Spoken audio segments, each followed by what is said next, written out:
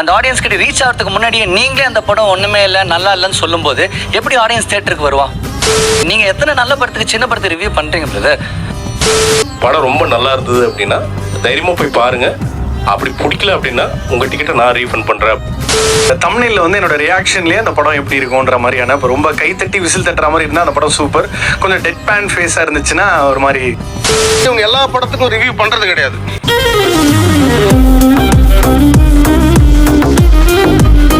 ஒரு படம் நல்லா இருக்குங்கிறதுக்கு என்ன வார்த்தை பயன்படுத்துவீங்க, இல்ல அந்த படம் நல்லா இல்ல அப்படின்னு சொல்றதுக்கு என்ன வார்த்தை பயன்படுத்துவீங்க? உன் நாட்கள் தானே என் வாழ்க்கை இருக்கு.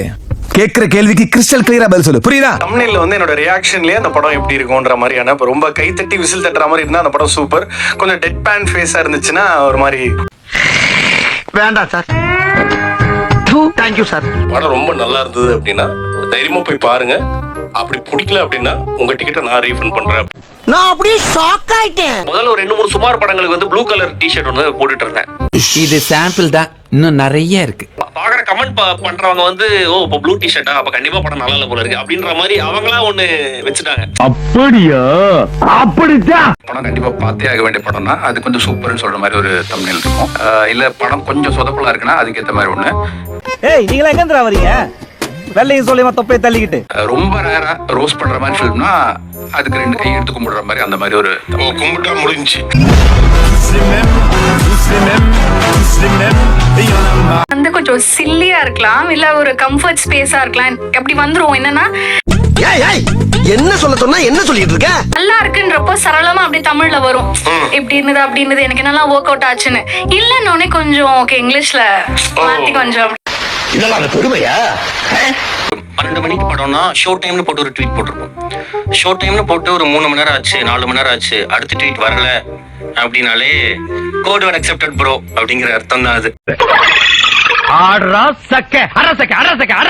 மோஸ்டா 98% வீடியோல நெகட்டிவ் சொல்ல மாட்டேன் சார். அப்படி நெகட்டிவ் சொல்ற மாதிரி இருந்தா ஒன் டைம் நீங்க கமர்ஷியலா பார்த்து என்ஜாய் பண்ணுங்கன்னு சொல்லிடுவேன்.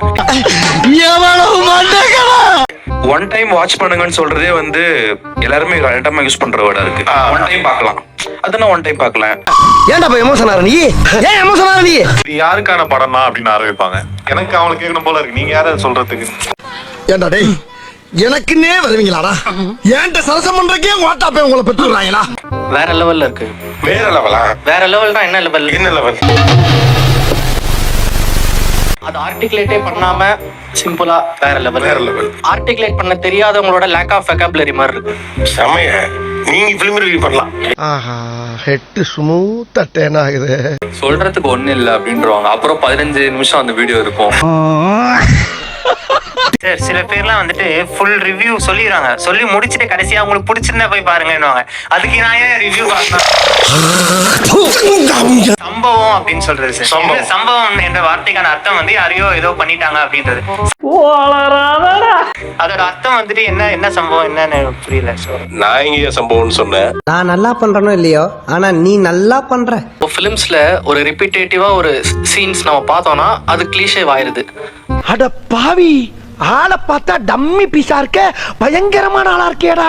அது நீங்க ஒரு முதல் தடவை பார்க்கும்போது ஒரு பழைய பாட்டு யூஸ் பண்றாங்கன்னா அது நல்லா இருக்கும். 100வது தடவை 10வது தடவை 20வது தடவை யூஸ் பண்ணும்போது கிளீஷேவா இருக்கும். நீ சொல்றதெல்லாம் உண்மையா? என்னைய கேனத்தனமா பேசிக்கிட்டு இருக்க? உண்மை இல்லாம பொய்யா சொல்றாங்க. 600 வார்த்தை எழுதியிருப்போம் ஓகேங்களா? 600 வார்த்தை எழுதியிருப்போம். கடைசியில வந்து ஒர்த்தா இல்லையா அப்படின்னு கேட்பாங்க. 120க்கு ஒர்த்தா இல்லையா? நாங்க சினிமா வந்து ஒரு விஷயமா பாக்குறோம், ஒரு கத்துக்கிற இடமா ஒண்ணு பாக்குறோம். அது எனக்கு ஒர்க் அவுட் ஆயிருக்கு, நீங்க ஒர்க் அவுட் ஆகலன்னு சொல்றீங்க. நீ பொத்திட்டு உட்கார்ற. இந்த காமெடி வச்சா இங்க சிரிப்பாங்க மக்கள், இந்த சீன் வச்சா அழுவாங்க, இந்த பாட்டு போட்டா டான்ஸ் ஆடுவாங்கன்னு ஒரு பிளான் வச்சுதானே டைரக்டர் ஒரு சீன்ஸ் வைக்கிறாரு. இதுல எப்படி லாஜிக் இருக்கு எனக்கு புரியல. ஆனா அதெல்லாம் இங்க நடக்கல தியேட்டர்ல மேஜரா. சரி, இப்ப மெயின் கேள்விக்கு வருவோம். ரிவ்யூவர்ஸ் மீது உங்களுக்கு என்ன விமர்சனம்? இத உனக்கு சொல்லி ஆகணுமா? சொல்லுங்களேன். முதல் நாள் பார்த்துட்டு இவங்க ஒர்க் அவுட் ஆகலன்னு நிறைய படம் நல்லா ஓடி இருக்கு. நம்ப முடியவில்லை இல்லை. நல்ல படத்துக்கான லைஃப் டைமே 3 வாரம் தான். பட் சமீபத்துல பெரிய ஹிட்டான எல்லா படமே வாலி, டூரிஸ்ட் ஃபேமிலி, லப்பர் பந்து எல்லாமே வந்து ப்ரெஷர் ஒரு 3 நாள் முன்னால போட்டு இவங்க கொடுத்த ஒரு விசிபிலிட்டி மூலமா தான் தியேட்டருக்குள்ள ஆடியன்ஸ் வர ஆரம்பிச்சிருக்காங்க. புரிஞ்சதா? இவங்க எல்லா படத்துக்கும் ரிவ்யூ பண்றது கிடையாது. இவங்க வந்து பிராண்டான படங்கள், இவங்களுக்கு எதை ரிவ்யூ பண்ணா இவங்களுக்கு மைலேஜ் வருமோ அந்த மாதிரி படம் அவங்களுடைய தனிப்பட்ட விருப்பம்னா இவனு ஈக்குவலா மைண்டம் பண்றானே. படம் பாக்குறது ஆடியன்ஸோட சாய்ஸ். அப்ப அதை ஏன் நீங்க டைவர்ட் பண்ணி அதை வந்து கெடுக்குறீங்க? யாருங்க டைவர்ட் பண்ண முடியும்? இதை வந்து ஒரு சின்ன அளவுகோலா தான் எடுத்துக்கிறான். எப்படி நம்மால் பின்றேன் பாரு. சும்மாவா? நம்ம சங்கத்தோட ரத்தம் உடம்புல ஓடுது இல்ல. அந்த 2 ஷோல அவன் ஃப்ரெண்ட் யாராவது பாத்துருக்கானு ஃபர்ஸ்ட் பாக்குறான். ரிவ்யூவர் சொல்லி மட்டும் ஓடலைங்க. புடிச்ச மாப்பிள்ள பாயிண்ட அந்தந்த வீட்டு பெண்கள் போயிட்டு சொல்லி ரெஃபரன்ஸ்ல இந்த கலெக்ஷன் ஆயிட்டு இருக்கு. சாரி, எனக்கு தெரியாது. வியூ நிறைய கிடைச்சு பணம் வரணும், அதுதான் மெயின் ரீசன். இல்ல அப்படிலாம் படங்களுக்கு வந்து உங்களுக்கு வந்து வருமானம் வருது. சின்ன படங்கள் பேசினா உங்களுக்கு வந்து வியூஸ் நிறைய வர்றதில்ல. அவனை மாட்டாடா என் பம்பர கட்ட மண்டையா. உங்களுக்கு வந்து இந்த படம் அப்படிங்கிறது இது வந்து பொது சொத்து அல்ல. பொது சொத்து அல்லவா? இது பொது சொத்து அல்ல. எப்படி சொல்றீங்க? தாண்டி யோசிக்கிறானே. பொதுமக்களுக்கு தானே வருதுங்க. இல்ல ஒரு தியேட்டர்ல ஸ்கிரீன் பண்ணுது, ஒரு சென்சார் பண்ணி வர படம் அப்படிங்கிறது வரல. இது வருமானம் இல்லைங்க, இது விமர்சனம் தான். இது என்னது? ஏன் இவ்வளவு காழ்ப்புணர்ச்சியோட பேசுறீங்க? நீங்க சினிமா எதுக்கு எடுக்கிறீங்க? நாங்க சினிமா வந்து சம்பாதித்து எடுக்கிறோம். நீங்க என்னவா இருக்கீங்க? நான் வந்து டைரக்டர், ப்ரொடியூசர். சரி, நான் தெரிஞ்சுக்கிறதுக்காக கேக்குறேன். ஏ செல்லங்களா தங்கங்களா வாய திறந்துறாங்களா வாய திறந்துறாங்களா வாய திறந்துறாத வாய திறந்துறாத நீ வாய திறந்துறாத கொன்றுவேன். சினிமால நீங்க எவ்வளவு அரசியல்வாதிகளை விமர்சிச்சிருக்கீங்க, சரியா? ஆமா. ஏன் இப்ப உனக்கு எங்க வலிக்குது? ரைட்டா. ஒரு பெண்ணை ரொம்ப கேவலமா சித்தரித்த படங்கள்லாம் இருக்கு. தொழில் ரகசியத்தெல்லாம் கேட்காதப்பா. தொழில் ரகசியம். நீங்கள் பலரை விமர்சிக்க உங்களுக்கு உரிமை இருக்கிறது என்றால் உங்கள் படைப்பை விமர்சிக்க ஏன் இவர்களுக்கு உரிமை இல்லை?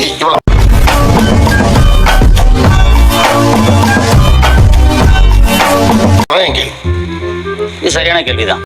டேய், இப்ப நீ சப்பே ஆயிட்டடா. அப்ப என்னடா சவுடால் விடுற? இது அவங்க தொழிலா வச்சிருக்காங்க. எது வணிகம் இல்லன்னு அதுல வணிகம் அப்படிங்கிறதுக்காக ஒரு 1000 பேருடைய உழைப்ப சரி புரிஞ்ச கூடாது. 1000 பேர் உழைப்பு 10 மாசம் வேற என்ன? அடிக்கடியா ஒரு மனுஷன் கிராஸ் பண்ணுவா. ஒரு ஆர்டரா ஃப்ளோவா போய்கிட்டு இருக்கல, கூட பேசினா மறந்துட மாட்டான். இந்த ரிவ்யூவர்ஸால உங்களுக்கு என்ன பிரச்சனை இருக்குன்னு நான் கேட்டேன். அவர் சொல்றாரு, ரீசெண்டா ஒரு படம் வந்திருக்கு, அந்த படம் ரொம்ப ஒரு ஒண்ணுமே இல்லாத ஒரு படம். அரட்டும்டா, எனக்கு ஒரு மாதிரியாதான் இருக்கும். சரி, அவன் என்ன சொல்றான் கேப்போம். ஆனா இவங்க ரிவ்யூவர்ஸா பயங்கரமா அந்த படத்தை பாராட்டி, நான் இந்த படத்துக்காக நான் ரொம்ப எதிர்பார்த்தோம், ஆனா இந்த படத்துல எதுவுமே இல்லைன்னு ஒரு மாதிரி பயங்கரமா ஹைப் கிரியேட் பண்ணிருக்காங்க. எதை வச்சு எப்படி சொல்றீங்க?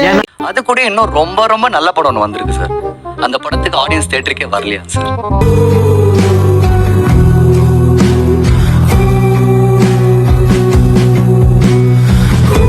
என்னைக்குமே ஒரு படத்தை பொறுத்த வரைக்கும் அது நிறைய பேரோட உழைப்பு அது உள்ள இருக்கு. அது யாருக்காக நம்ம அந்த படத்தை எடுக்கிறோம்? ரொம்ப பெருமையா இருக்கு. ஆடியன்ஸ்க்காக எடுக்கிறோம். ஆடியன்ஸ்ல எல்லாருக்குமே அந்த படம் பிடிக்கும் பிடிக்காதல ஒரு மேட்டரே கிடையாது. But it has to reach audience. அக்கா மனுஷன் தோண்ட காலத்துல இருந்து இப்படி ஒரு விளக்கத்தை யாரா சொல்லிருக்காங்களா? அந்த ஆடியன்ஸ் கிட்ட ரீச் ஆகிறதுக்கு முன்னாடியே நீங்களே அந்த படம் ஒண்ணுமே இல்ல நல்லா இல்லன்னு சொல்லும் போது எப்படி ஆடியன்ஸ் தியேட்டருக்கு வருவான்? மாட்னாடா மானஸ்த. இப்போ 2500 தியேட்டர் இருந்த ஒரு இடத்துல தமிழ்நாடுல இன்னைக்கு 1600 சில்லற தியேட்டர் தான் இருக்கு.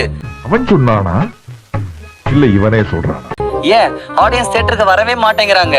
அவங்கள வர வைக்கிறதுக்கே ரொம்ப கஷ்டப்பட வேண்டியதா இருக்கு. நீங்க எத்தனை நல்ல படத்துக்கு சின்ன படத்தை ரிவ்யூ பண்றீங்க பிரதர்? ஆரம்பத்திலேயே ஆப் வைக்கிறேன். நான் ஃபர்ஸ்ட் ஆஃப் ஆல் நான் ரிவ்யூ பார்க்க மாட்டேன் பிரதர். ஏன்னா எனக்கு ரிவ்யூ மேல நம்பிக்கையே கிடையாது பிரதர்.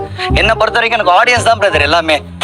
தம்பி, ஒரு மனுஷன் போய் பேசலாம், ஆனா ஏக்கர் கணக்கில் எல்லாம் பேசக்கூடாது. அது எப்படா நெஞ்சில கொஞ்சம் கூட ஈரம் இல்லாம இவ்வளவு பெரிய பொய் சொல்ற? லேபிள்ல ஒரு சீரிஸ் பண்ண, அந்த சீரிஸ்ல ஒரு ரிவ்யூவர் என்ன சொல்றான், இந்த மாதிரி என்ன மகேந்திர இப்படி நடிச்சிருக்கான், ஓவரா நடிச்சிருக்கான், கெட்ட கெட்ட வார்த்தையா பேச, நான் லிட்டரல் ரொம்ப ஹர்ட் ஆயிட்டேன். ஒரு அளவுக்கு மேல பண்ண. நான் ஒரு படம் எடுக்கிறேன், என்னுடைய ரசிகர்களுக்கு அல்லது திரைப்படத்தோட ரசிகர்களுக்கு எடுக்கிறேன். இதுக்கு நடுவுல நீங்க ஏன் தடையா வரீங்கன்னு கேக்குறேன். சோ அதை அப்படி பண்ணி உங்களை ஹர்ட் பண்ணியிருந்தா ஒரு விமர்சகரா நான் அதுக்கு மன்னிப்பு கேட்டுக்கிறேன். எல்லாம் ஒன்னால. நம்ம சேனலுக்கு புதுசா வந்த சப்ஸ்கிரைப் பண்ணி வச்சுக்கோங்க. அண்ணாக்கள் வாழுமிடம் காடு இந்த வீடியோக்கு ஒரு லைக் போடு.